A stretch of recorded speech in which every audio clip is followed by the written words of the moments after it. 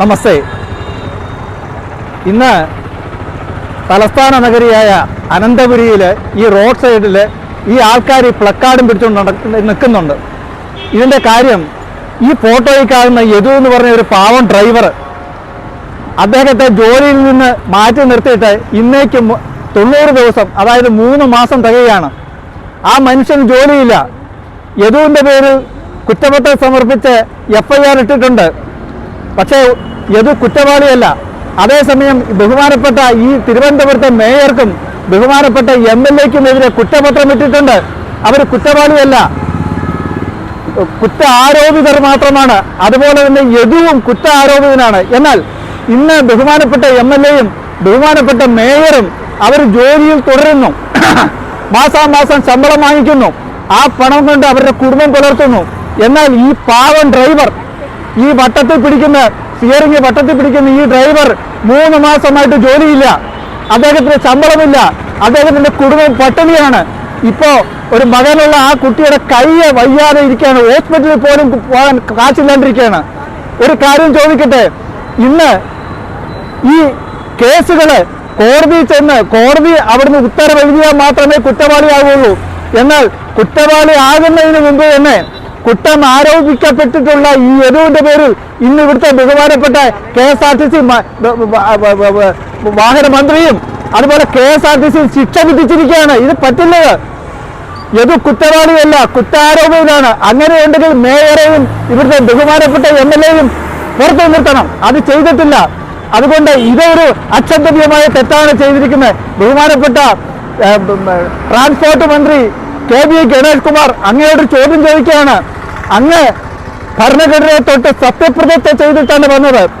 ജാതിമത വർഗ വർണ്ണ ഭേദമന്യേ മറ്റാരെയും ഈശയോ ദേഷ്യമോ ഒന്നും കൂടാതെ നീതി നടപ്പാക്കും എന്ന് ഭരണഘടനയെ തൊട്ട് സത്യം ചെയ്തിട്ട് വന്നിട്ട് എന്തുകൊണ്ട് ഈ പാവം ഡ്രൈവർക്ക് നീതി നിഷേധിക്കുന്നു?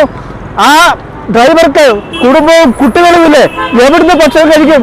ഒന്നില്ലെങ്കിൽ അയാളെ തിരിച്ചെടുക്കുക, അല്ലെങ്കിൽ അയാളുടെ സെക്യൂരിറ്റി ഉണ്ടല്ലോ, ആ കാശ് മുഖത്തെറിഞ്ഞു കൊടുത്തിട്ട് പുറത്താക്കുക. ആ പാവം എവിടെയെങ്കിലും ചെന്ന് തെണ്ടിത്തിന്ന് ജോലിയെടുത്ത് ആ കുടുംബം പുലർത്തത്. ഇത് കഷ്ടമാണ് കാണിക്കുന്നത് മിസ്റ്റർ ഗണേഷ് കുമാർ. ഇത് കഷ്ടമാണ്. നമ്മൾ എത്ര ഉയരത്തിൽ കയറിപ്പോയാലും വീഴ്ചയുടെ ആഘാതം കൂടുമെന്ന് അങ്ങ് ഓർക്കണം. 1.5 കൊല്ലം കഴിഞ്ഞാൽ വീണ്ടും നിങ്ങൾ ഞങ്ങളുടെ അടുത്തേക്കാണ് വരുന്നത്. ഒരിക്കലും ഞങ്ങൾ രക്ഷപ്പെടുന്നില്ല. ജനങ്ങളാണ് ഇവിടുത്തെ നായകര്, അവരാണ് ഇവിടുത്തെ യജമാനന്മാരെന്ന് മനസ്സിലാക്കണം. ഞങ്ങളുടെ ഓരോ വിരലുകളിലും കുത്തിയ ആ വോട്ടുകളാണ് ഇനി നിങ്ങൾ ഇതിനകത്ത് ഏറ്റിരിക്കുന്നത്. ഇത് ഇറക്കാനും ഞങ്ങൾക്കറിയാം. ഞങ്ങളെ കൃത്യമായിട്ട് ചെയ്യും.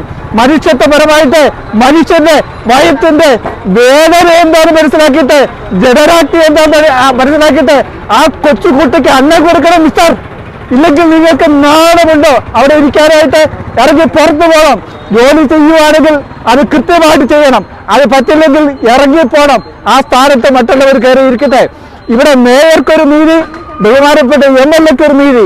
അവർ കുറ്റവാളികളല്ല, അവരെ പക്ഷെ ജോലിയുണ്ട്. പക്ഷെ യദുവിന് കുറ്റാരോപിതരാണ്. അയാൾക്ക് ശിക്ഷ വിധിച്ചിരിക്കുകയാണ്. എന്തുകൊണ്ടെങ്കിലും ശിക്ഷ വിധിക്കാനുള്ള അധികാരം ആര് തന്നു? അതുകൊണ്ട് ഒന്നില്ലെങ്കിൽ ബഹുമാനപ്പെട്ട മന്ത്രി അങ്ങ് അയാളെ ജോലിക്കെടുക്കുക, അല്ലെങ്കിൽ അയാളെ പിരിച്ചുവിടുക. എവിടെയെങ്കിലും പോയിട്ട് ഏതെങ്കിലും ആമേഴഞ്ചോട് ക്ലീൻ ചെയ്തെങ്കിലും അയാളെ അന്നം കഴിച്ച് ജീവിക്കട്ടെ. അയാളുടെ കുടുംബം രക്ഷപ്പെട്ടെന്ന് കൈകൂപ്പി പറയുകയാണ്. ഇത് ഇന്നത്തെ ദിവസം, ഈ 3 മാസം തികയുന്ന ദിവസം ഇന്ന് കേരളത്തിലെ പല ജില്ലകളിലും ഈ പ്രതിഷേധം പൊട്ടിപ്പുറപ്പെട്ടു വരിക.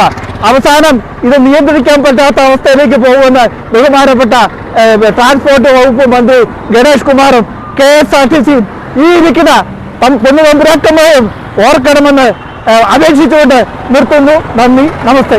കേരളത്തിലെ സാധാരണക്കാരന് വേണ്ടി സാധാരണക്കാരായ കുറച്ച് ആളുകൾ, രാഷ്ട്രീയമില്ല, മതമില്ല, മറ്റേ യാതൊരു വിഭാഗത്തിലും ചിന്തിക്കാതെ വെറും സാധാരണക്കാരായ ഞങ്ങൾ ഒരു സാധാരണക്കാരന് വേണ്ടി ഈ സമരം നടത്തുകയാണ്. ഇത് ഈ സർക്കാരിൻ്റെ ഇരട്ടത്താപ്പാണ് ഇവിടെ കാണിക്കുന്നത്. കാരണം പൊതുജനങ്ങളുടെ മുമ്പിൽ യദു തെറ്റുകാരനല്ല, പക്ഷേ മേയറും ഭർത്താവും തെറ്റുകാരാണ്. എന്നിട്ടും തെറ്റുകാരനല്ലാത്ത യദുവിനെ ജോലിയിൽ നിന്ന് പിരിച്ചുവിട്ടിരിക്കുന്നു. തെറ്റുകാരായ മേയറും ഭർത്താവും ഇപ്പോഴും ജോലിയിൽ തുടരുന്നു. ഇത് തന്നെ ഈ സർക്കാരിന്റെ ഇരട്ടത്താപ്പും സ്വജന പക്ഷപാതവുമാണ്. ഇതിനെതിരെ ജനം ഉണരണം, ജനം പ്രതിഷേധിക്കണം. അതിനുവേണ്ടിയുള്ള ഒരു സൂചനയായിട്ട് ഞങ്ങൾ ഇന്ന് ഈ സെക്രട്ടറിയുടെ വാതിക്കൽ ഈ ഒരു പ്രതിഷേധം നടത്തുകയാണ്. ഇതിന് ഭാവിയിൽ ഈ നാട്ടിലെ ജനങ്ങളുടെ പിന്തുണ ഉണ്ടാകണമെന്ന് ഈ അവസരത്തിൽ ഞാൻ വിനീതമായിട്ട് അഭ്യർത്ഥിക്കുകയാണ്. അതെ, വരും ദിവസങ്ങളിൽ ഈ സമരം കൂടുതൽ ജില്ലാ തലങ്ങളിലേക്ക്, താലൂക്ക് തലങ്ങളിലേക്കൊക്കെ വ്യാപിപ്പിക്കാനുള്ള ഉദ്ദേശവും ഇത് ഞങ്ങൾക്ക് ഇപ്പോഴുണ്ട്.